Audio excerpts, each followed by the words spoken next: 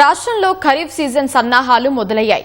26వ తేదీన నైరుతి రుతుపవనాల కేరళ తీరం తాకుతున్నాయని వాతావరణ శాఖ ప్రకటించగా ప్రభుత్వ రంగంలో విత్తన పంపిణీ ఆరంభమైంది. రంగారెడ్డి జిల్లా రాజేంద్రనగర్లోని ప్రొఫెసర్ జయశంకర్ వ్యవసాయ వర్సిటీలో విత్తన వారోత్సవాలు వ్యవసాయ శాఖ మంత్రి తుమ్మల నాగేశ్వరరావు ప్రారంభించారు.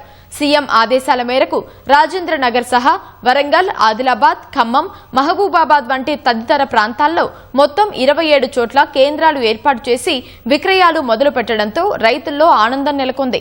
వాతావరణ మార్పులు తట్టుకుని అధిక దిగుబడి ఇచ్చే వంగడాలకు ప్రాధాన్యత పెరిగిందంటున్న రైతులు, శాస్త్రవేత్తలతో మా ప్రతినిధి మల్లిక్ ముఖాముఖి.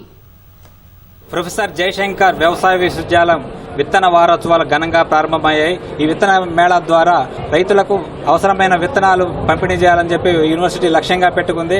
ప్రధాన ఆహార పంట వరితో పాటు మొక్కజొన్న, కంది, పెసర ఇలాంటి విత్తనాలని కూడా దాదాపు 27 రకాల విత్తనాలు అందుబాటులో పెట్టారు.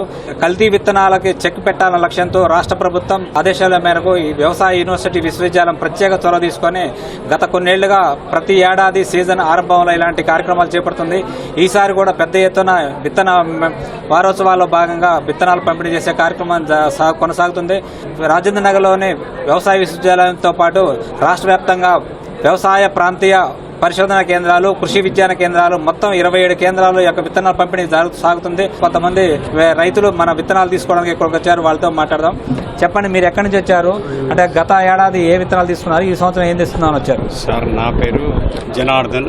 నేను గత 15-20 సంవత్సరాల నుంచి యూనివర్సిటీ నుంచి వీళ్ళు ఇచ్చే ఏదైతే మినికిట్ ఏదైతే ఉందో వాటిని క్షేత్రంలో పరీక్షలు చేసి ఏది బాగుంది ఏది బాగలేదు అనే దాంట్లో మొట్టమొదలు 118, తర్వాత 1638 ఇటువంటి దాంట్లో ఇక ఇప్పుడు బీపీటీ కానీ మినికిడ్ ఒకవేళ రిలీజ్ అయ్యింది అని అంటే మా చేలో ఉన్నట్టే లెక్క.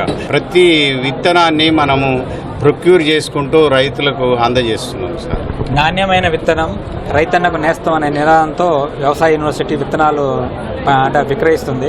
మీరు ఎలాంటి పంటలు సాగు చేస్తున్నారు? రాష్ట్ర ప్రభుత్వం కూడా ఇటీవల పంట మార్పిడి చేయాలని చెప్పి అంటున్నారు. దాంట్లో మీరు రైతులు ఏ విధంగా ముందుకు వెళ్ళబోతున్నారు ఈసారి? నా పేరు మాణిక్రెడ్డి సార్. నా గత 15-20 సంవత్సరాల నుండి వ్యవసాయ శాఖతోని కలిసిమెలిసి మేము మాకు ఎప్పుడు కానీ కొత్త విత్తనం రాగానే మేము తీసుకొని వేస్తున్నాం. అందులో మాకు ఏది బాగుంది, మా వాతావరణానికి ఏది సూట్ అవుతుంది, కుకింగ్ క్వాలిటీ ఏది బాగుంది అనే రకాలుగా తీసుకొని వేస్తా పోతున్నాము. దాంట్లో మేము వేస్తూ మా తోటి రైతులకు కూడా విత్తనాన్ని సప్లై చేస్తున్నాం. వ్యవసాయ శాఖ మంచి ఉద్దేశంతో చేస్తుంది. అది కాకుండా ఈ మధ్యన పంట మార్పిడి అనేది మేము ముందు నుండి కోరుకుంటున్నాం. మాకు నాణ్యమైన విత్తనాలు దొరుకుతలేదు. ఈ మధ్యన పెసర కానీ మినుము కానీ యూనివర్సిటీ నుండి తెచ్చి వేస్తున్నాము. దాంతోపాటు పచ్చి రొట్టె ఎరువులు దొరుకుతలేవు. దానికని మేము ఈ గత 4 సంవత్సరాల నుండి నేను జనుము విత్తనం వేస్తున్నాం, బైబ్యాక్ ఇస్తున్నాం మళ్ళీ యూనివర్సిటీకి. ఇది అందరి రైతులకు కూడా అందుబాటులో ఉంటే చేసుకుంటే బాగుంటుంది. ఊరికే లైన్లో నిలబడి మనం ఆఫీసు చుట్టూ తిరిగి తెచ్చుకునే దానికంటే రైతు ప్రతి సంవత్సరం ఒక అరెకరం వేసుకుంటే ఆయనదానికి సరిపోయేటట్టుంది. మనిషి వ్యవసాయ భూమిని బట్టి కొంత ఎక్కువనో తక్కువ వేసుకుంటే ఆయన విత్తనం ఆయనకు సరిపోతుంది. ఇది చేసుకుంటే బాగుంటుంది.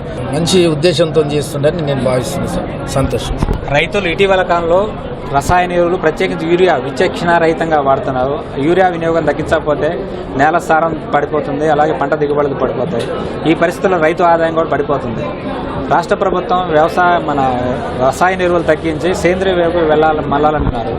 రైతులు మీరు ఈసారి ఎట్లా వెళ్తున్నారు? యూరియా అధికంగా వాడడం అనేది ఉంది. అధికంగా వాడడంతో విత్తనం మనకు అధిక దిగుబడి వస్తుంది అనే ఒక అపోహలో ఉన్నారు రైతులందరూ, నాలాంటి రైతులందరూ. ఆ అపోహను తొలగించాలి. ఒకటి, పచ్చిరొట్ట ఎరువులు ఇప్పుడు కొంచెం కాస్ట్ ఎక్కువనే అనిపిస్తుంది సబ్సిడీలో. ఆ పచ్చిరొట్ట ఎరువులు కూడాను రైతులందరికీ మే వరకే అందుబాటులో ఉండాలి. తొలకరి వానకి మనం పచ్చిరొట్ట ఎరువులు వాడుకున్నట్టయితే అవి మనకు ఎరువుగా ఉపయోగపడతాయి. నెక్స్ట్ 40 డేస్ మనం దున్నే టైంకి రోహిణి కార్తీలో దాదాపు 150 డేస్ సంబంధించిన బీపీటీ కావచ్చు, 130 డేస్ సంబంధించిన 1638 కావచ్చు.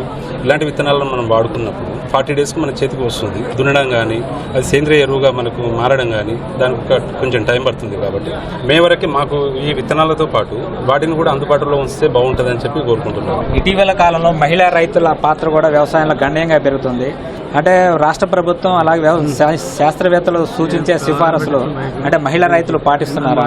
ఇటీవల కాలంలో ఇదొక అంటే కొత్త వరవడి అని చెప్పుకోవచ్చు. ఈ విత్తనాలను మీరు ఎందుకు విశ్వసిస్తున్నారు? సో మా యూనివర్సిటీ ప్రతి సంవత్సరం కూడా నాణ్యమైన విత్తనాలని రైతు సోదరులు అందించడానికి ఈ రకంగా మేము విత్తన వారోత్సవాలు చేయడం జరుగుతుంది.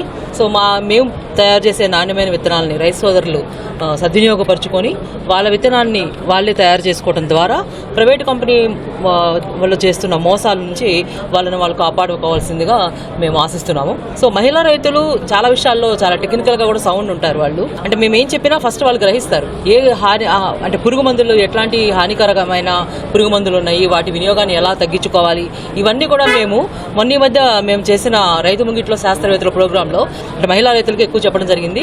వాళ్ళు కూడా చాలా పాజిటివ్గా రిసీవ్ చేసుకున్నారు.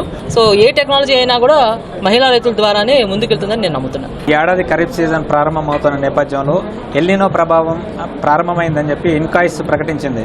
ఈ నేపథ్యంలో రైతులు ఎలాంటి పంటలు చేసుకోవాలి, మన ముందున్న సవాళ్లు ఏంటి, అసలు వాతావరణ పరంగా ఎలాంటి సవాళ్లు మనం రైతు రంగం ఎదుర్కోబోతుంది? వాతావరణ శాఖ వాళ్ళు చెప్పినట్టు ఎల్నినో ప్రభావం అని చెప్పారు. అయితే మనకు ఎక్సెస్ రెయిన్ఫాల్ ఉంది. గత 2-3 సంవత్సరాలు ఎక్సెస్ రెయిన్ఫాల్ ఉంది. ఎక్సెస్ రెయిన్ఫాల్ అనేది కూడా నష్టదాయకమే. మనకు సాధారణ వర్షపాతం వస్తే సరిపోతుంది.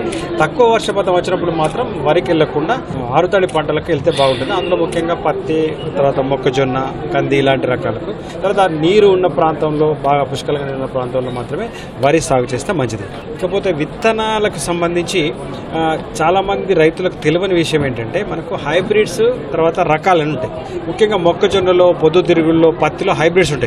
హైబ్రిడ్ విషయానికి వచ్చినప్పుడు ప్రైవేట్ కంపెనీ విత్తనాలు తీసుకోవచ్చు. కానీ రకాలకు సంబంధించి ముఖ్యంగా వరి కానీ, పెసలు కానీ, తర్వాత మినుములు కానీ, నువ్వులు కానీ ఇట్లాంటి ఆ విత్తనాలను మీరే తయారు చేసుకొని మీరే వాడుకోవచ్చు. సో మొట్టమొదటిసారి ఒక మంచి విత్తనం తెచ్చుకొని దాన్ని మీరు ఎన్ని పంటలకి బెరుకులు ఏరేసుకొని ఎన్ని పంటలకైనా వాడుకోవచ్చు.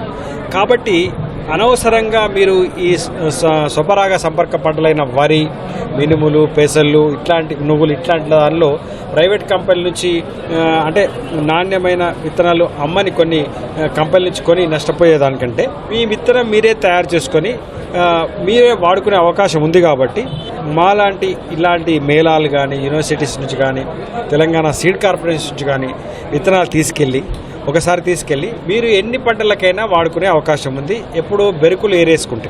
సో దాన్ని దృష్టిలో ఉంచుకొని రైతులను విత్తన స్వయం సమృద్ధి చేయడానికి కొరకు మేము మా విశ్వవిద్యాలయం తరఫున ఈ యొక్క కార్యక్రమాన్ని నిర్వహించడం జరుగుతుంది. విత్తన వారోత్సవాల్లో నాణ్యమైన మార్కెట్ డిమాండ్ ఉన్న వరి విత్తనాలు, అవే కాకుండా వివిధ పంటల విత్తనాలు కూడా రైతులకు అందించి వారికి వారు విత్తన స్వయం సమృద్ధి సాధించే విధంగా యూనివర్సిటీ యొక్క ఆలోచన ఉంది. నాణ్యమైన విత్తనాలు తీసుకొని రైతులు వాటిని మరల విత్తనాలు వాడుకునే విధంగా ఇతర రైతులకు ఇచ్చే విధంగా మీరు కనుక చేసినట్లయితే విత్తన స్వయం సమృద్ధి, తక్కువ ఖర్చు, స్వంత విత్తనం వాడుకునే అవకాశం కలుగుతుంది. వర్షాలు బాగా పడుతున్నాయి, నీటి సమృద్ధి ఉంది కాబట్టి రైతులు వరి వైపు మలుతున్నారు. ఎప్పుడైతే మనకు వర్షపాతం తగ్గినా లేకుంటే నీటి వరలు తగ్గినా ఆటోమేటిక్గా రైతులు వేరే పంటల వైపు మలుతారు. ముఖ్యంగా కాటన్, తర్వాత మొక్కజొన్న వైపు. వర్షాకాలంలో వరి సాగు చేసినప్పటికీ ఏసంగిలో తప్పనిసరిగా మీరు ఆరుతడి పంటలకు వెళ్తే బాగుంటుంది. వర్షాకాలంలో నీటి సమృద్ధి ఉంటే, వర్షాలు బాగా పడితే, నీళ్లు సమృద్ధిగా వస్తే, కెనాల్ ద్వారా వస్తే గనక అప్పుడు మీరు వరి గురించి ఆలోచించండి. కానీ వర్షపాతం తక్కువ ఉన్న వేసంగిలో మాత్రం ఆరుతడి పంటలు ముఖ్యంగా పత్తి, తర్వాత మొక్కజొన్న, ఎండాకాలం నువ్వులు ఇలాంటి ఆరుతడి పంటల గురించి ఆలోచించాలి. తర్వాత తప్పనిసరిగా మీరు వరి వేసినప్పుడు పచ్చిరొట్ట పంటలు సాగు చేసి వరి వేసుకున్నట్లయితే మీ భూసారం తగ్గకుండా ఉంటుంది. తర్వాత యూరియా వాడకం తగ్గిస్తే వరిలో మీకు మంచి దిగుబడులు, తర్వాత చీడపీడల సమస్య తగ్గే అవకాశం ఉంది. ఈ యొక్క విత్తన వారోత్సవాలు ఉత్సాహపూరితంగా సాగుతున్నాయి. ప్రత్యేకించి రాబోయే రోజుల్లో విత్తన స్వయం సమృద్ధి లక్ష్యంగా యూనివర్సిటీ అడుగులు వేస్తుంది. ఈ క్రమంలో మూల విత్తనాలు సరఫరా చేయడం ద్వారా రాబోయే 3 ఏళ్లు అంటే ఒక్కొక్క రైతు 3 ఏళ్ల పాటు వాడుకోవచ్చు. అలాగే తోటి రైతులకు కూడా అందజేసుకున్నట్టయితే రాష్ట్ర వ్యాప్తంగా కూడా ఈ యొక్క విత్తనాలు విస్తృతమవుతాయి. తద్వారా నాణ్యమైన విత్తనం అంది మంచి పంటలు పండుతాయి, రైతు ఆర్థికంగా లాభాలు పొందుతారు. Over to studio.